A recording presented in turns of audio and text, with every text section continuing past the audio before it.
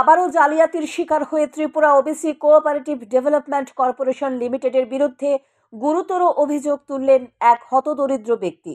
ঘটনার বিবরণে জানা যায়, সদর মহকুমার অন্তর্গত মধুবন ঝরঝরিয়া এলাকার ৬ নম্বর ওয়ার্ডের ডাকযোগে অজয় ভৌমিকের হাতে Tripura OBC cooperative development corporation লিমিটেডের তরফ থেকে একটি নোটিশ আসে।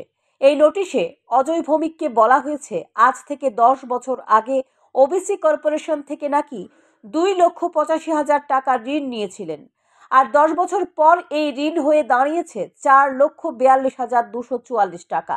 তাই কর্পোরেশন থেকে অজয় ভৌমিককে নোটিশ আকারে বলা হয়েছে খুব শীঘ্রই যেন ঋণ পরিশোধ করা হয়।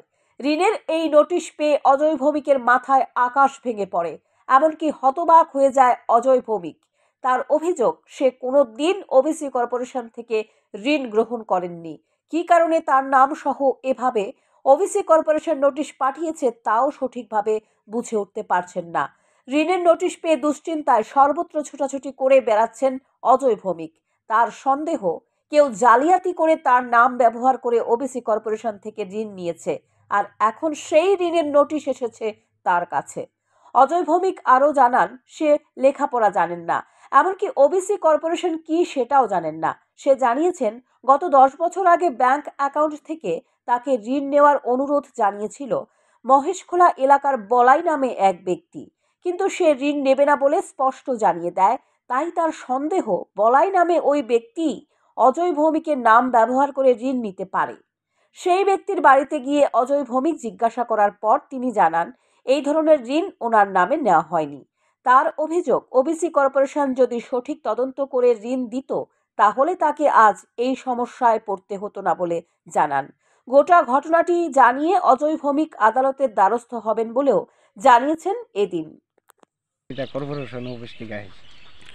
কি কর্পোরেশন? তো কর্পোরেশন অফিস থেকে আসে যে লোনের আর কি। OBC corporation?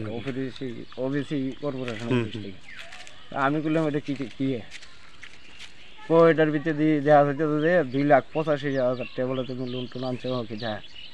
আমি বললাম যে আমার তো কোনো লোনের কোনো কথা কম পড়ি নেই, আমার তো আছে বন্ধন আছেই দিয়ে, আমি তো এমনি কোনো বেকার কোনো লোন টোন লইছি না।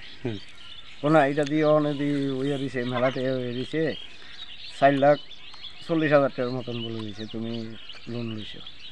তো এই অনেক দেখলাম যে লোনটা কবে লো হয়েছে, কবে বলতে 2014 বলে লোনটা লইছি আমি। এই লোন যে আমার নামে আইছে বা আসল বিষয় এটা তো বিশেষ কিছু আমি জানি না, বা কর্পোরেশন অফিস যে আছে এই অফিসের কিনার দিয়ে আমি গেছি না কোনো সময়, বা গেলে এটা আমি চিনিও না, কিচ্ছু না। আচ্ছা, ওবিসি কর্পোরেশন তো আপনার নাম ঠিকানা জানে না?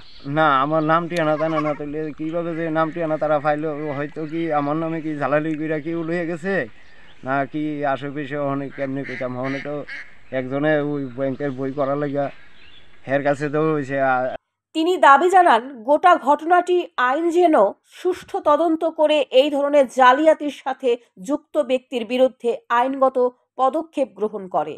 তবে এখন দেখার বিষয়, ঘটনার সুষ্ঠু তদন্ত হলে কি বের হয়ে আসে। সান্দন টিভি।